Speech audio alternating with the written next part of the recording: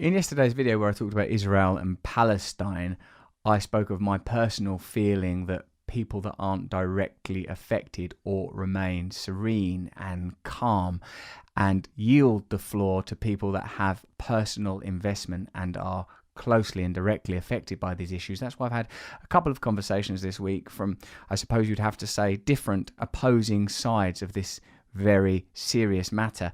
Certainly a matter that I consider to be complex, but people on either side sometimes think and directly claim is a simple matter, as a sort of, I suppose, a further indication of how polarizing this matter is.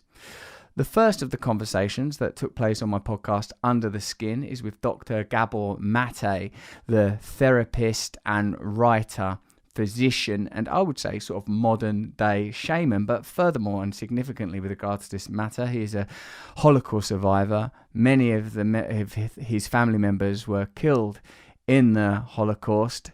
He had this to say about the situation in Israel now. It's one of the most beautiful, profound, and effective things I've ever seen anybody say about this conflict, and I fail to see how anybody could. I think anybody who sees it will be deeply moved by Gabor Mate's wisdom and truth, his directness and his passion and his compassion. This is one of the issues that's closest to my heart, and it has been for a long time. So, you know my history, I don't have to repeat it, but I'm personally a Holocaust survivor as an infant. I barely survived. My grandparents were killed in Auschwitz, and most of my extended family was killed. That's my personal background. I grew up ashamed of my Jewishness. In Hungary, after the war, I was still bullied for being Jewish. And I remember one of my friends coming to my rescue once saying, "Leave him alone, it's not his fault that he's Jewish." It's a fault, but it's not his fault. This was the defense. So I grew up with that.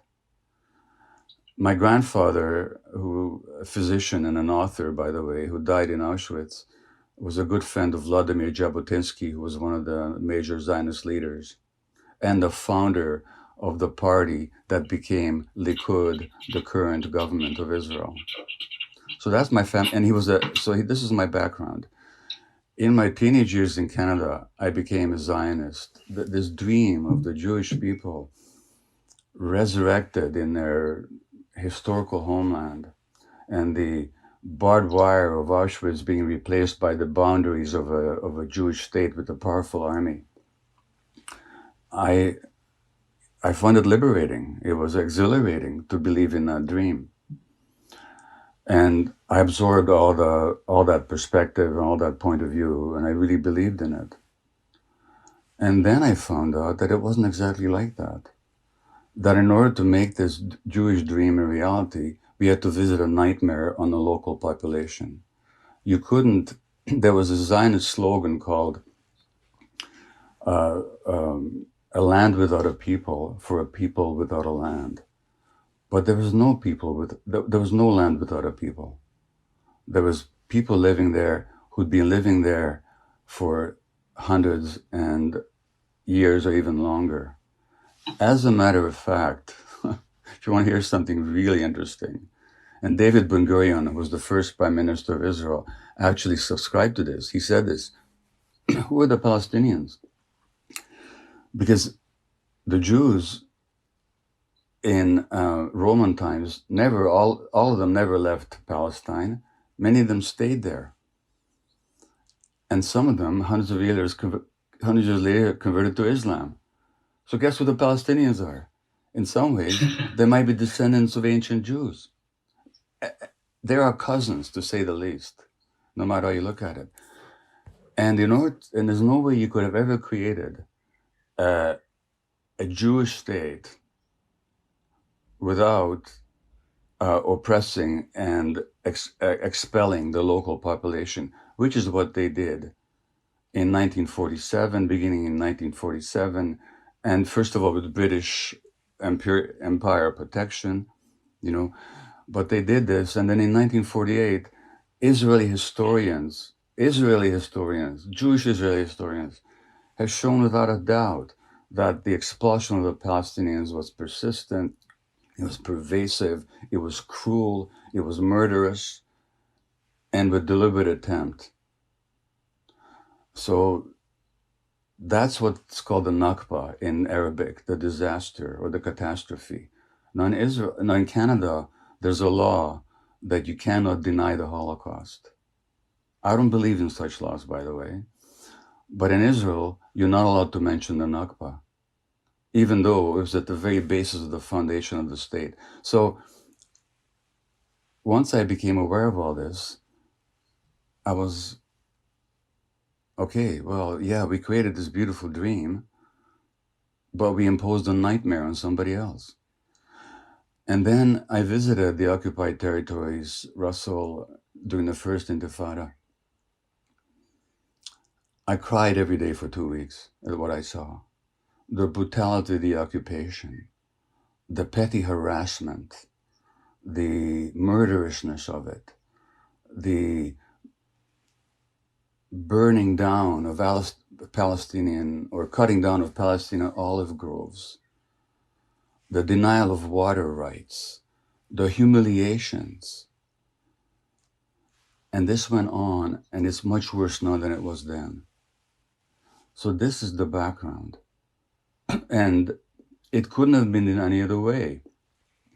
Because again, you couldn't have created that exclusive Jewish state without oppressing or expelling the local population. It's the longest ethnic cleansing operation in the 20th and 21st centuries. It's still going on.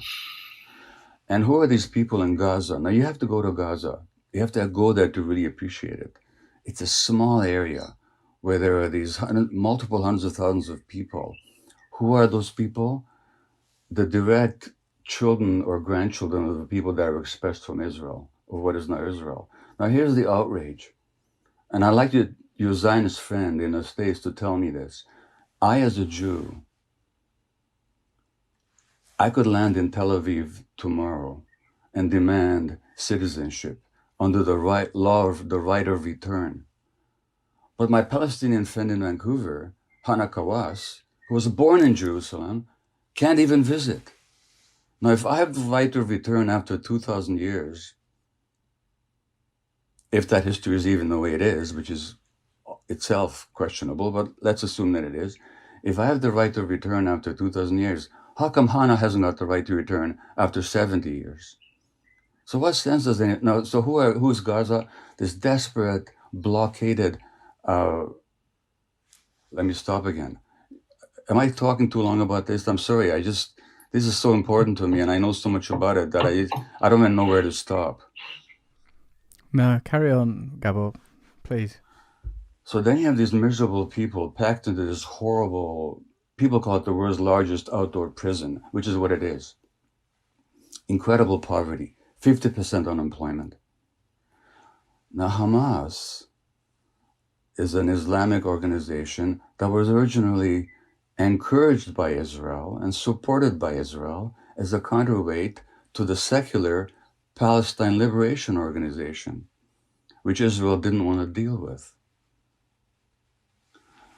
And given those conditions, of course people will go for extremist leadership. That's what people do when they're miserable and hopeless and deprived of any possibility whatsoever. You don't have to support Hamas policies to stand up for Palestinian rights. That's a complete falsity. But there were free elections in Gaza, monitored by international community. They were declared to be the freest elections ever held in the Arab world. And Hamas happened to win. And when Hamas won that election, Israel and the United States immediately organized a military coup against them, which Hamas defeated, for which the punishment was this blockade that deprives Hamas of, not Hamas, but Gaza, of food, of medical supplies, of sufficient water. I could go on and on and on and on. And then you have this conflict. And then every time there's a conflict, Israel mows the lawn. That's the expression they use. You know what they call it? They call it mowing the lawn. by which they mean the mass murder of Palestinian civilians. Now, is it true that the Gazans shoot rockets into Israel, killing innocent civilians? Yes, it is. Do I support that? No, I don't.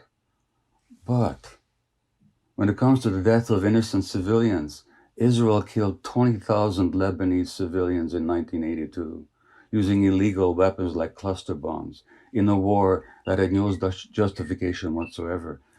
I could go on and on and on and on, except I'll say that the disproportion of power and responsibility and oppression is so markedly on one side that if you take the worst thing you can say about Hamas, multiplied by 1,000 times, and it still will not meet the Israeli repression and killing and dispossession of Palestinians. Now, that's my view of it. Now, as to this argument that we're not a practicing Jew, your friend can come and visit my family where we have Passover every year with our families. And we talk about how the liberation of the Jews from Egypt cannot just be a Jewish symbol. It has to be an international symbol. If after 2,000 years, we can look for liberation and freedom, why can't the Palestinians? So, for him to confuse Zionism with Judaism is a big disservice. And to argue, because it's not true, and because there were Jews all along, right from the beginning. You know, there was a Hebrew, a Jewish philosopher and writer called Ahad Ha'am, who in 1895 said that if we continue to treat the Arabs like this, he says, we're going to have disaster. He said it's in 1895. So there was Jews all along. So for him to conflate Judaism and Jewishness with Zionism is absolutely false. And for him to say that Jews who oppose Israel are not Jews is a slander. And for him to say that anybody who criticizes Israel is an anti-Semite is simply an egregious attempt to intimidate good non-Jews who are willing to stand up for what is true. And as for the final argument, that Israel is subjected to standards that other people are not, it's the other way around. It's the other way around. If you look at the Western press, when Hong Kong demonstrators throw stones at the police in Hong Kong, that's considered to be heroism in the American press. When in Myanmar, the demonstrators throw slingshots at the army, at the oppressive army, they're considered to be heroes in the Western press. When Palestinian kids throw stones at the Israeli soldiers, they're called terrorists. And Israel gets away with a lot more without much less criticism in the Western press than any other country. I'll say one more thing. I was recently contacted by a Palestinian woman from Jericho. She runs a program for Palestinian children who spend time in Israeli jails. 14, 15, 16-year-olds are jailed for months or years. Sometimes they can't see their families for months. And she runs a program for them. You know what she does? She meditates with them. She does Sufi dervish dancing with them, swirling dancing, to bring them out of their stress state. She says, we don't have post-traumatic stress disorder here because the trauma is never post. The trauma is daily, she said. I just wish your Zionist friend would visit the occupied territories in Gaza like I have and let him speak the way he speaks now. If he's got any ounce of humanity left, he would cry like I did for 2 weeks when I was there. Do you remember who Albert Speer was? Yeah, the architect for the Nazis. Exactly. So Speer was a Nazi armaments minister, an economics minister, and Hitler's personal architect, you know. And he was a war criminal and condemned as such. And he wasn't executed, he spent 40 years in Spandau prison after the war. And he had kind of a transformation. And I read his autobiography. And he said, he was often asked, what did you know? And he said, what I knew wasn't the right question. He was talking about the Nazi crimes, the genocide, the brutality, the war atrocities that the Nazis committed, and specifically the attempted, or the genocide, the murder of the Jewish people. And he said the question wasn't what I knew. The question is what I could have known if I'd wanted to. He said, because I had plenty of hints that, and he describes, for example, how in one of the armaments factories, he runs across some concentration camp prisoners who were seconded to the factory, and he asked them, would you rather be here or in the camp? And he said, the shock on their faces. And I never asked why he looked so shocked with that question. Or at one time, Nazi generals, a German general, he says to a German general, I should visit the East sometimes. And his general says, you don't want to see what's going on there. And Speer says, I never asked why. Now, so the question is not what he knew, it's what he could have known had he wanted to. Now, we're not living in Nazi Germany.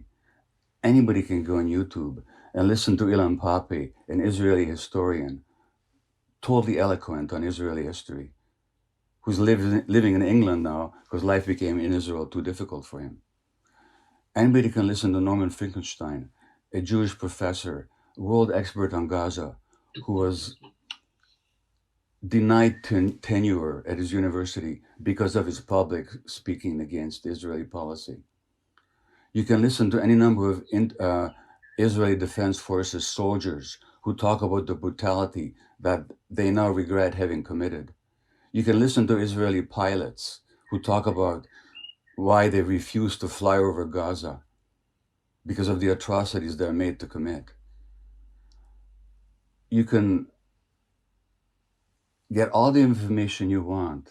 So if anybody these days doesn't know, it's not because the information is not available. It's not what you know, it's what you could know if you wanted to find out. Now, I can understand the warmth that Jews have for Israel. I used to be in that same camp. I can understand, after the horrors of the Nazi genocide, how we desperately want some protection. I can understand all that. But none of that excuses what we're doing. And none of that excuses not knowing truth and this deliberate attempt to silence anybody who speaks, Jewish or non-Jewish. And that's, Russell, you know what? There are no two sides. I mean, it's always a complex question, but in terms of power and control, and it's pretty straightforward. There was a land with the people living there, and other people wanted it. They took it over, and they continue to take it over, and they continue to discriminate against, oppress, and dispossess that other people. That's what happened, and that's what's happening.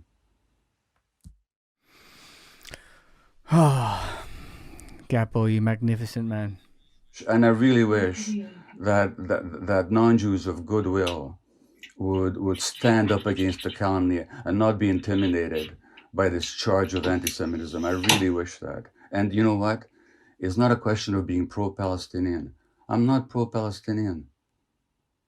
I'm pro-truth. And ultimately, I think what's going on right now is going to be a disaster for Israelis in the long term, because this cannot be sustained. It cannot be sustained. And so I think, and there's a lot of good people in Israel who feel exactly the same way that I do. So it's not a question of being pro-Palestinian.